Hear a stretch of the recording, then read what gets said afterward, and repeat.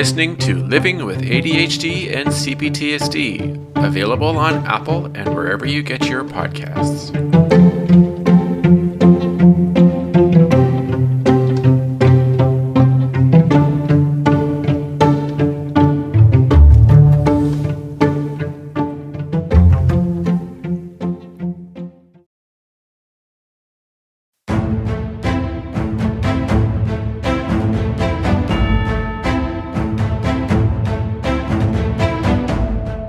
Hello everyone and welcome to another bonus episode of Living with ADHD and CPTSD.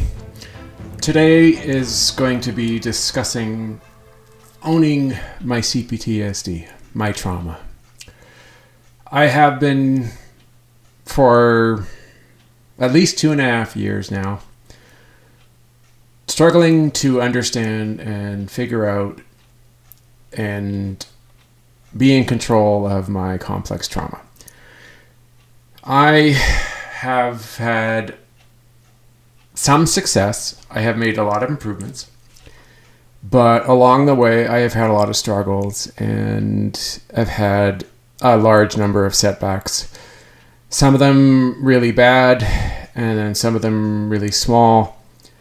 At the same time, I've been trying to figure out for ages whenever something would happen, whether it was by myself or between me and my girlfriend or at any situation, I was always trying to figure out if it was trauma related, if I was getting triggered, or if I was suffering a symptom of ADHD, or if it was like an autistic moment that I was having in my mind. And there was a lot of confusion and a large, extreme amount of frustration in my life. And it has led to a situation where, because of it all, I am living a different life right now.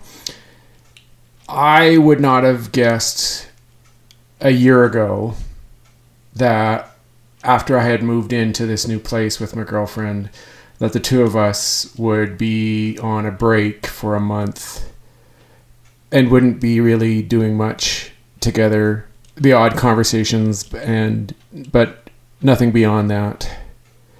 And I would have never guessed, because I was under the thought and the belief that I would be in a great place a year from then and would be healing well and happy and confident in myself, but never thought that I would actually be in the place that I am now. And as I have said in other bonus podcasts before this, I have had a lot of understanding and a lot of realization in regards to my trauma, and the understanding that the vast majority of everything that is occurring in my life today is due to my trauma and my anxiety, which is from the trauma. And I've had a hard time taking ownership of it and owning up to the fact that I indeed suffer from CPTSD and that it is making my life a living hell for the most part. It's a very difficult thing to accept and to admit, because in my mind, it makes me think and believe that I'm a broken person, that I am not fixable, that it's something that I am not capable of handling, that I'm not strong enough. I used to think that I could do anything and handle anything, and that any kind of traumatic problem, big or small, would be nothing really. Like I wouldn't have any kind of an issue with it. And I never could own up to it, and I could never admit to myself that I was not being realistic, that I was lying to myself. And even when the multiple times that my girlfriend would say to me, you're not living in reality. You're being a victim. You're thinking that this is going to be okay, that it's going to get better right away. And the reality of the situation is that it wouldn't. And I would never say openly and admit to her that she was right. I was always fighting it, or I was always thinking to myself in my mind, that's not true. I'm going to get better. I can do this. I'll show you. I can heal. I can fix this. I wasn't sitting down and having a deep, long conversation with myself and going, you know what? This is true. Maybe there is more to this than what I'm willing to admit to. Maybe I am lying to myself and not being honest and needing to do a lot more than what I've been doing and what I've been open to. It's very difficult to admit this because I honestly don't know for sure why. I don't really truly know why it's so difficult to admit it to myself and to other people. Is it because I'm afraid that I would look vulnerable, that I would look weak in front of others, that this impenetrable shield that I've always thought I've had for the majority of my life is not real and that I'm just hiding instead of coming out from the shadows and admitting to everybody that I know that I am indeed broken and I need work and I need to take all the help and advice that I can get. Like, I don't really know for sure because it's been a long, strenuous, and difficult journey for the last 2.5, almost 3 years. The majority of my relationship with my girlfriend has been rough because I've been dealing with this CPTSD and I have been incredibly difficult and argumentative and defensive, and along the way I've been fighting it and pretending and trying to cover up and find excuses for my behaviors instead of owning up to it and admitting that yes, I indeed have a problem that is not going to go away in a few days. It's going to take a lot of work and it's going to take a lot of effort. And the first thing that I have to do in order for this to even have a chance is that I've got to own it. I've got to admit to myself and take a deep, long look inside and realize that, yes, this is something that's a big problem. And I can't just pretend anymore. I can't sit here and say to myself, it's not really that big of a deal. It's an easy fix. It's something that I can take care of just by, taking a walk and talking to myself and doing a few easy steps. It's not that easy. And the sad part is that it's taken me a very long time to admit that. And there are still times, even today, that I question everything, like I wonder how much of this is real, how much of it is true. Like I pretty much for the next while have given up on the whole autism aspect of this, because right now the only thing that truly is important in my life is to get this CPTSD, the childhood trauma and the anxiety under control and start getting better in that area. Because without that, like if I can't heal and I can't be in control of my trauma and my triggers, I'm never going to get anywhere or even remotely close to anywhere when it comes to the autism. because you have to, imagine going to the doctor and not being able to describe to him what is wrong with you. He asks you all the questions, he digs deeper, and he tries to find the symptoms, and he tries to identify what it is. And no matter what he does, you're not able to tell him anything. It's almost like you've lost your ability to talk, and the only way to explain it is to use hand signals, because you can't write, you can't read, you can't speak. It's kind of along the same lines. How do you ever expect to get anywhere and make any progress or get better if you can't explain to the doctor how you're sick and what is wrong with you? It's just not going to happen, because the doctor isn't going to be able to get some idea and give you the right prescription or the right step, the next step to take if you have no ability to explain what is wrong. So yeah, I was in that kind of a situation. I used to think that every time something would happen, like we'd have a fight or I'd have something would go wrong, or I'd be, not myself. I was always wondering, is it my ADHD? Am I having is it symptoms of ADHD? Am I having an autistic moment? Am I triggered? Am I blended? Right? Like there was all these things that were occurring, or I thought that was occurring. And it was like I was always changing the story. At least that's what it looked like to other people.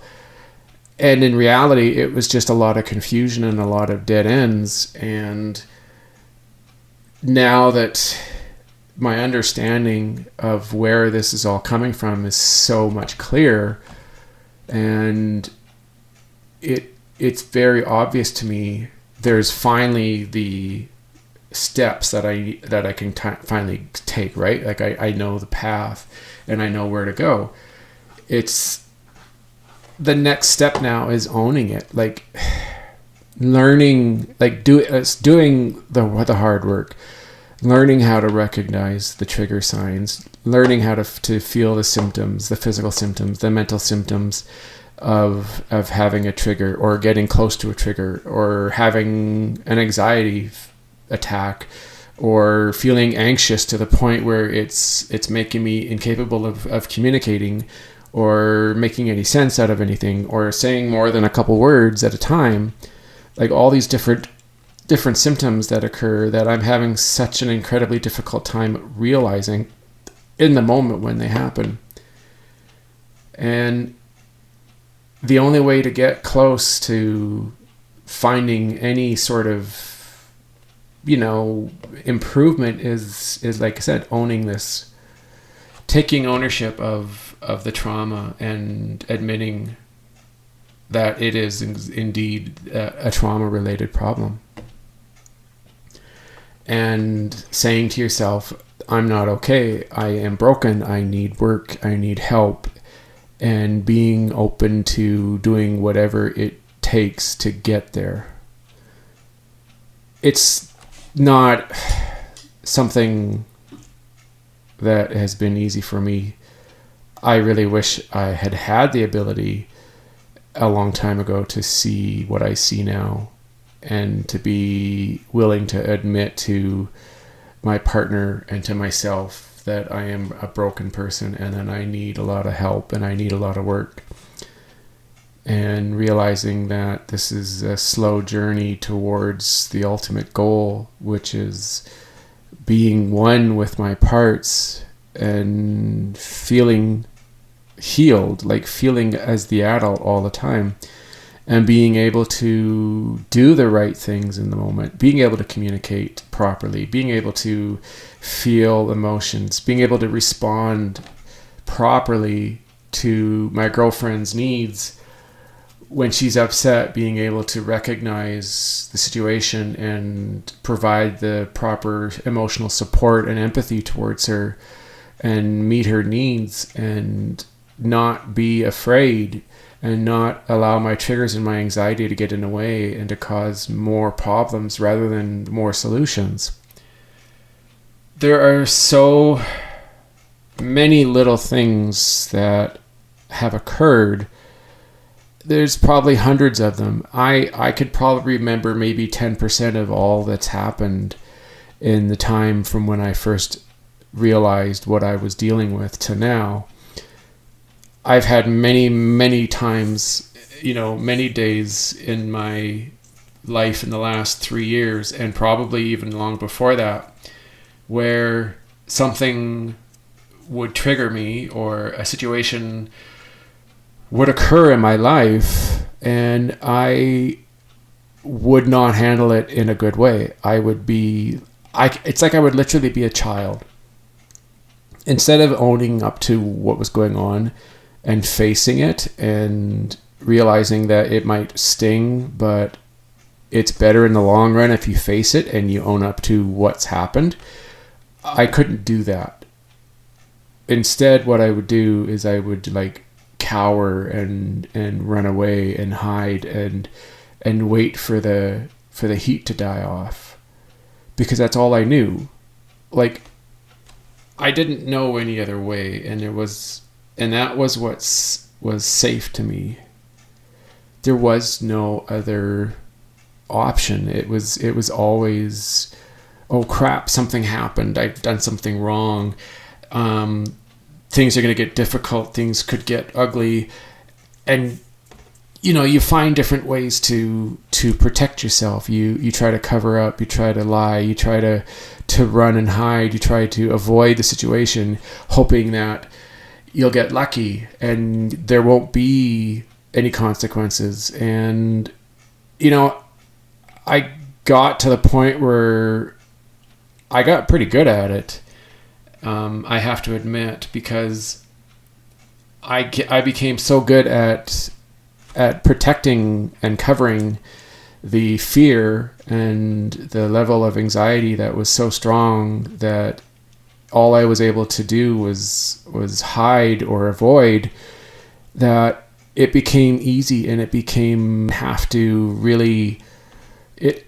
it's like being an expert at something and being such a good expert that is the same way of doing it, the same solution, the same steps, right? Like alternative action to take. It's always the same way. For me, is that it would be the same thing. I would get flustered. I would feel high anxiety. I would feel extreme physical sensations that were scary and that were traumatic and that were like fight or flight, right? And because of course, it was like always flight.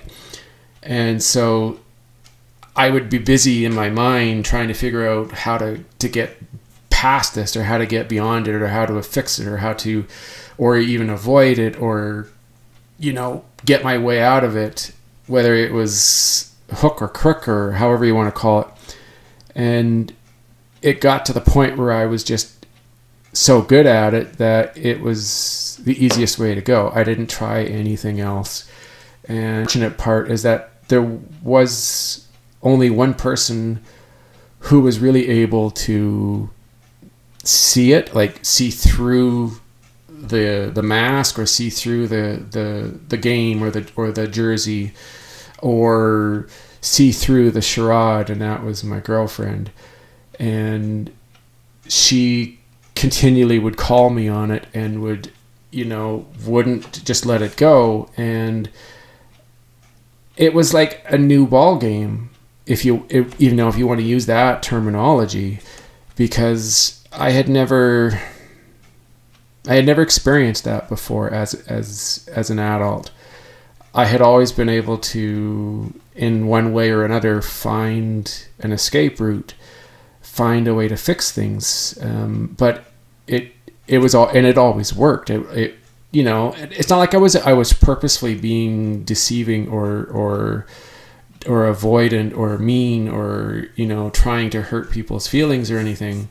That was never the case. I wasn't doing this with a vengeance or with a means to make somebody feel mad.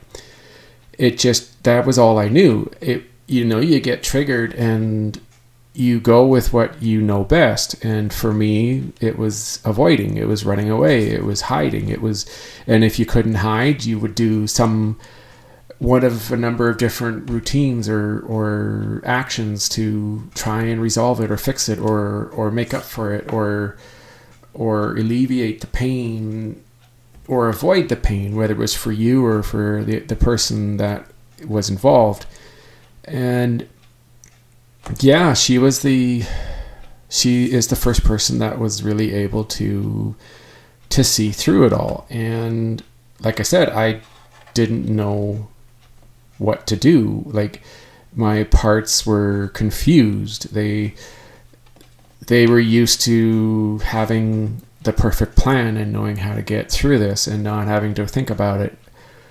And it always worked. And now she's like, it's like she had the playbook, she had the playbook to my plays, to my avoidance plays, to my trickery plays, to my lies, to my deception, to the running away, to the manipulation, anything that would occur due to the triggers. She had that playbook, and she had memorized it front to back and back again, like better than even I had. That's how crazy it is. And I really was at a loss. I didn't know what to do. You're sitting on your bed and the only way you know how to play, you're losing now.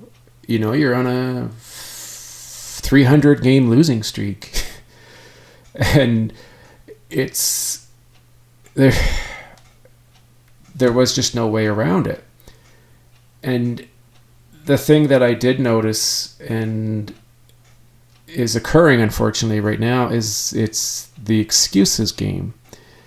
Like, you're trying to come up with different reasons or explanations for it instead of like owning up to it. Like, thinking, she's being mean, she's being unreasonable, oh, she's a narcissist, she doesn't really care, she's just playing with you. Like, there's all these different things that coming into my head that we're trying to, as my parts, we're trying to convince the adult, instead of saying, yeah, okay, I've got to find a way to fix this. I've got to find a way to stop this ridiculous game and own up to what's going on. And that's the only way, that you can really heal and get better. Playing a game with yourself and with someone, especially when they're better at it than you are, is just, you're never going to get anywhere. You're never going to win. And you're going to end up getting hurt.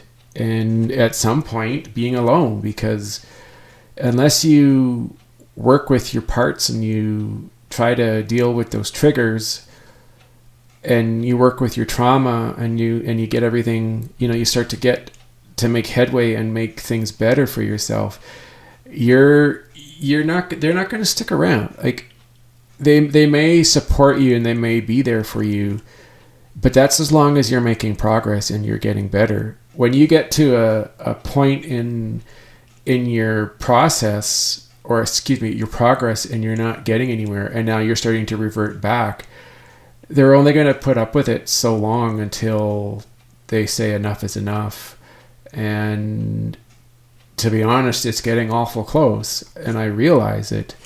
It's just, I have to admit to myself first the reality of this before I can admit it to her, because I have to convince myself and show myself that this is reality, this is the truth, that doing what I'm doing is going to get us nowhere, and you're going to be alone, and you're going to hurt the person that you cared so deeply for. I need to own it. I need to realize the reality, and I know that if I don't improve and I don't make things better, that I'm going to lose her. And then I'm going to be by myself, and I'm going to have over 3 years mostly 3 years, despite all the problems that we've had. We've had a lot of really good times, and we've had a lot of fun, and I don't want to lose that.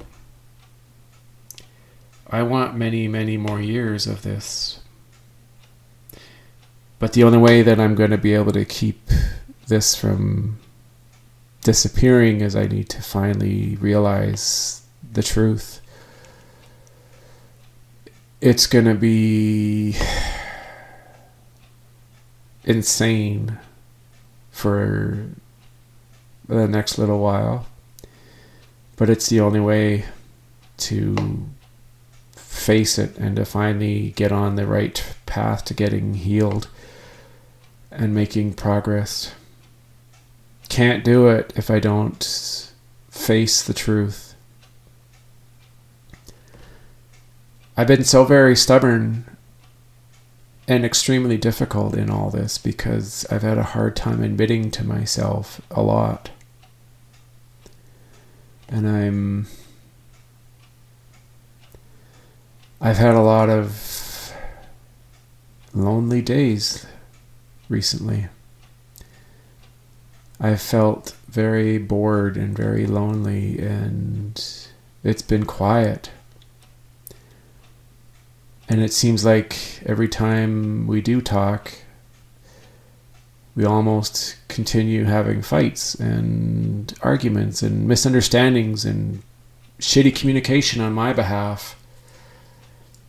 It's not fun. It's the total opposite of fun. I don't like it. I really don't enjoy being by myself in a house with my girlfriend. I know it's weird, but that's really what it is right now. It's the two of us living together, being alone. I hardly see her. I hardly talk to her. And there are times when I'm avoiding her because I'm scared and I don't know what to say, or I don't know what to think. And I really definitely don't know what to do most of the time. So I'm finding ways to not interact with her because I'm scared that I'm just going to make mistakes over and over again. That's the sad reality of it, is I'm not strong enough today to sit down with her and have a frank one-on-one discussion about this and be as honest as I've ever been. In my heart, I want to. You know, I can feel it. It's just that every time the idea comes up of saying something and being strong and being real with her, it's like my parts come online and say, no, you can't. This isn't, it's like they're fighting really hard and they're disagreeing and they're pulling you back and they're not letting you go any further, and they don't trust you. They don't trust me enough to let me do it. And it's extremely frustrating, and I do know what I have to do. It's just, well, you understand. A lot of you who've been through a lot of trauma and a lot of pain, you only know certain ways to go about these things, right? Like facing it and being strong and being brave is not easy. It's never the simple thing for us. It's like I've said, it's so much easier to run away and wait for the clouds to disappear and the sun to come out. And then you can get back out there and go, hey, look, it's nice out. It's amazing. It's wonderful. But meanwhile, you were hiding and cowering while the storm, brewed and rained hard. And when you needed to be out there and talking and facing it at its worst time, I was hiding and trying to avoid it. It's so difficult. Some of you, maybe you don't know or understand what's happening, but I'm sure a lot of you do. A lot of you can see where I'm coming from. Yeah. It will happen. I know I don't exactly have unlimited time. I'm not pretending that I can just stay like this and continue to wait or hope some miracle occurs and she magically forgives me and all is great and I don't have to do anything. Like, that's not happening. That's just fantasy. There's no reality to that at all. That is a never gonna happen in a million years situation, and fortunately, I already know that. I'm not sitting here thinking that that's what's going to happen. But I do know that I can't sit and wait forever. At some point, I do need to do something. It's just so scary. I don't know. I don't understand sometimes, Fear and anxiety is so prevalent and so strong that I can't think clearly sometimes about this. Despite everything I've said, I guess I just have to work at it. Be open and try to be brave. Okay, that's it. That's the end of this bonus episode. If you have anything to say or if you'd like to ask a question or anything, you can contact me. There's a few different ways. Twitter is at ADHD and CPTSD. My email address is livingwithadhd and cptsd@gmail.com. You can donate to me at ko-fi.com, ko-fi.com/livingwithadhd and CPTSD. All right, everybody. I hope you enjoyed this bonus podcast. All right. Talk to you later. Bye for now.